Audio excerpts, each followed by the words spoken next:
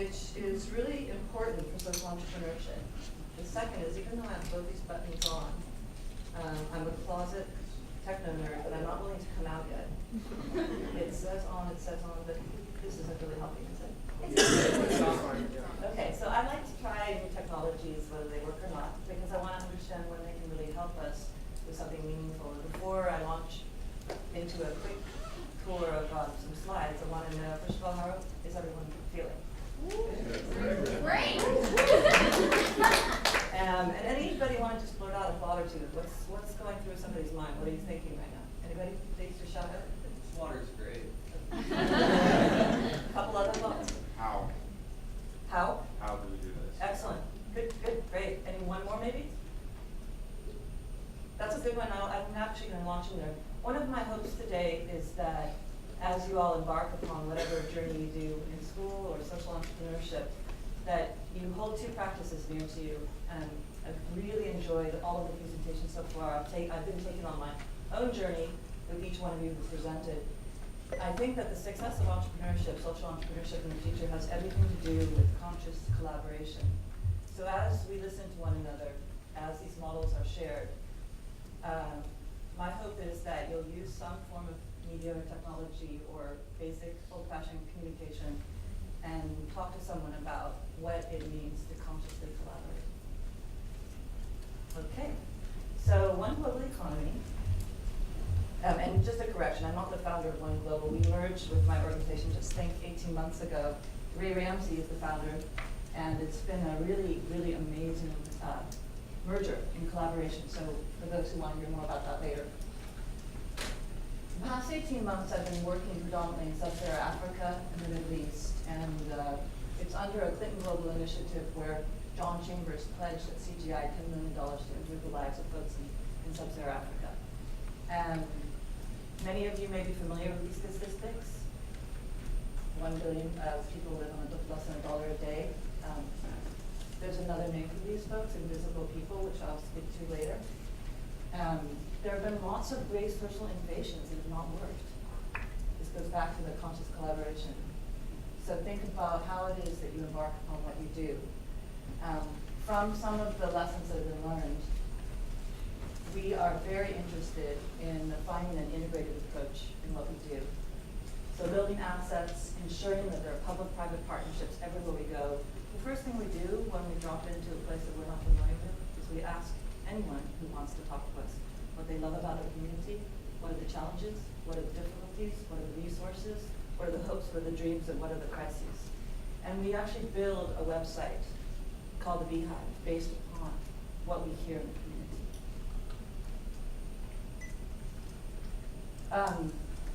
I don't know that I need to repeat this, but basically, you know a bit about globalization.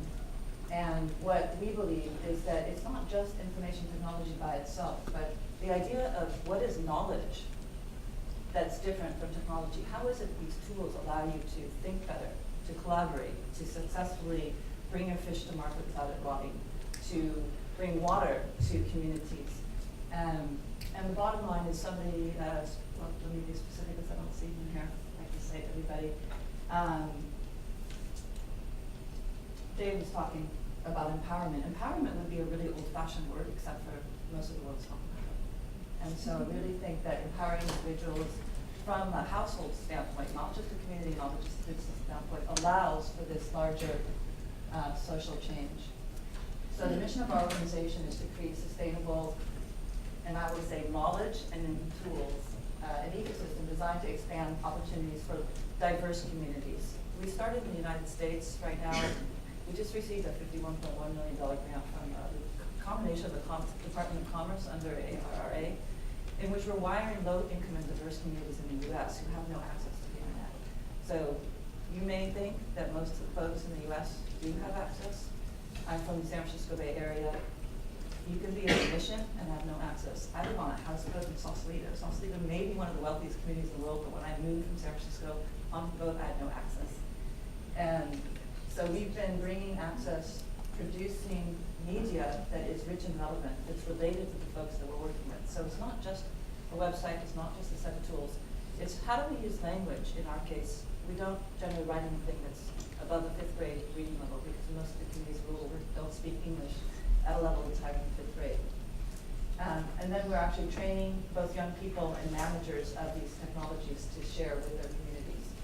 So again, strong focus on individual, very participatory in terms of how we do this. Capacity building is that a familiar term for you all? That used often? So I'm personally kind of getting tired of it, but what it means is giving, again, folks the additional knowledge and tools they need to take whatever they do to the next step. And the only way to find out what those are is by asking them what they need. So it's very easy to do this once you have some tools. For example, once the website is up, people can come to a community center or a housing project where they have access, then they can fill out a survey and they can communicate with anyone in the world for resources. The 4 ways that we have focused on to create this ecosystem I'm mentioning has to do in sub-Saharan Africa. We're physically rebuilding what we're calling community knowledge centers. So it's really it seems like a plain old community center, except for that we ensure that there's either solar power or electricity. It's a physically safe environment so that if an internet connection, some computers and cameras are dropped in, that they're not taken out and never come back. And we've been co-developing curriculum as well as training trainers so that local folks are delivering that training. But most importantly, the difference between the work we're doing today in sub-Saharan Africa and when I started 25 years ago is that we have something called a social network. We're using a simple name, and we've personalized it to each country that we're working in. But I can assure you that 5 weeks after I left Bhutan in 1999, when the king had decided that instead of censoring media, he would embrace it, and they had their first television station and their first internet connection in the spring of '99, that when we left, I was unsure what might happen with the programming that we had delivered because we didn't have a way to regularly communicate.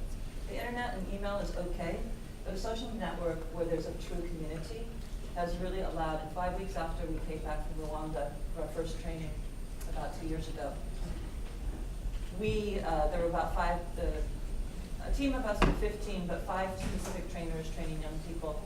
And when we left, we were conversing with them on the Rwanda social network. And for about 5 weeks, we were leading the conversation, and I was talking to my colleagues, and I said, it's really unclear whether this is going to succeed or not. And we have to find out if there are questions that we can ask so that the folks that we've trained are going to ask each other questions instead of asking us questions. And on the 6th week, it happened. And suddenly, one of our CKC, our Community Knowledge Center participants, posted the flip camera video that they had taken of their center that had just delivered their first training and gave it to the entire group. And then the community started saying, oh, I did the same training. And the other one said, well, I decided I was going to deliver this type of training because the use from the results of the survey and the community asset mapping that I had done with this. And suddenly we were out of the picture and they were conversing together. I'm going to skip forward to, this is just a history of where we've been since April of '05, and you can go to our website to see this. So South Africa, Jordan, Canada, Tel Aviv, Turkey, Rwanda, Nigeria, Cameroon, Kenya, as well as Ethiopia, we're working right now, and Mexico, and India. We just received a grant, and I had the pleasure of meeting Doug last week in New York because Rockefeller has a Haitian innovation, it's called the Haitian Reconstruction and Innovation Fund, and they're seeding us to collaborate on a project like this in Haiti starting next month. So there's this little map without Haiti on it because that just happened. And this is what the beehive looks like. So these are all in different languages. So whether it's Kenya-Rwandan, Swahili, Arabic, English, and one of the very cool things that happened when we posted the Jordan beehive was that we started tracking traffic. And we didn't just have suddenly 500,000 visitors on the Jordan beehive from Jordan, but we realized that because this information on basic health, on entry into the workforce, and on basic education had not been translated generally into Arabic, that there was traffic from all neighboring countries.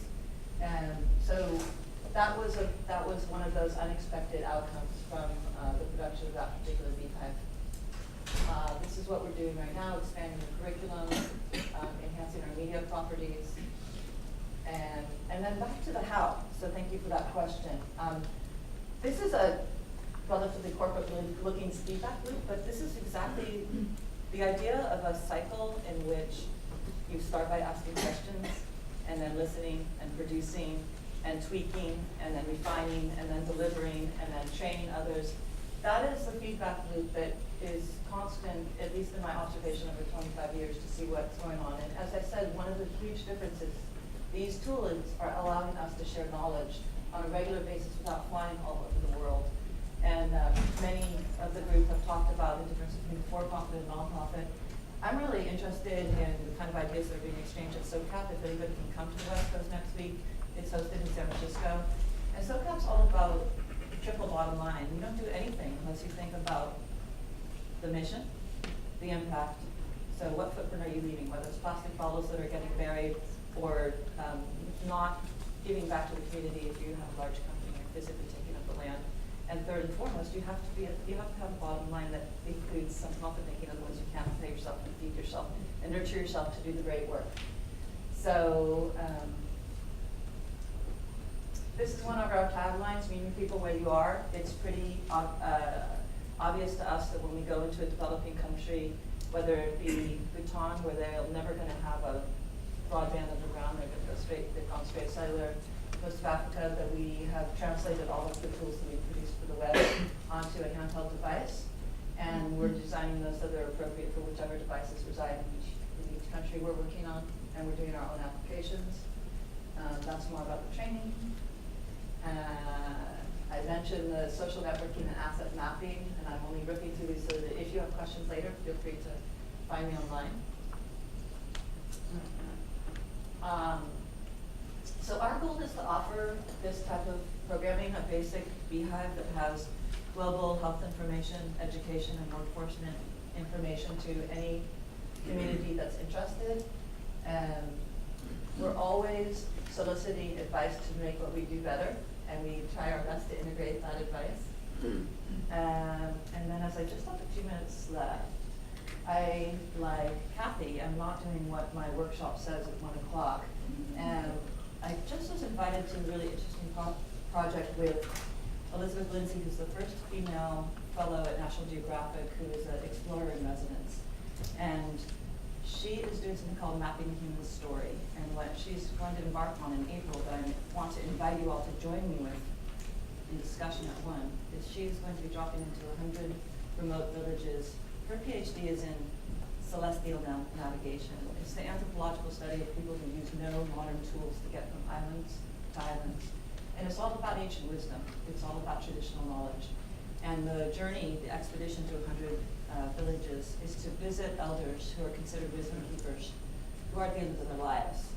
And as a filmmaker and documentarian, we'll be visiting them with a very clear intent. And my invitation to you all at 1 o'clock is, if you were on this journey and you were coming to one of these remote places to talk to an elder with the intent of documenting their story, what might you bring them? What might that exchange look like? What might their assumptions be and your assumptions? And at 1 o'clock, that's what we'll talk about. And I think it has a lot to do with conscious collaboration. It has a lot to do with not thinking that you can just build something and people will take it, nor take something without building something. So I thank you for your attention. As upcoming social entrepreneurs, I hope that that you hope for something great every day, that you keep your head in the clouds and your feet on the ground so that there's some balance between dreaming and action, and that every day as you hold hands, whether it be with people from disparate places or ideas that differ, that you stretch your heart every moment, hard enough not to break.